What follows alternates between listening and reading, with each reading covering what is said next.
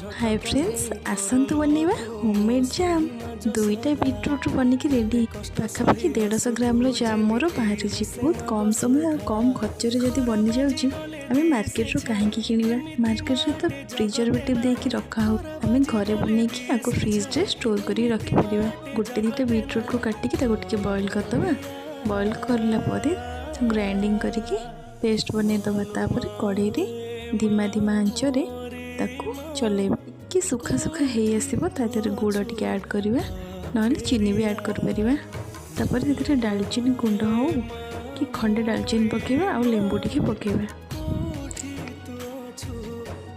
देखंतु हो गला। मु चेक करची पूरा जाम भलिया। देखंतु एमती जार स्टोर कर रखिए, खाइबा को टेस्टी रहिबो। देखंतु।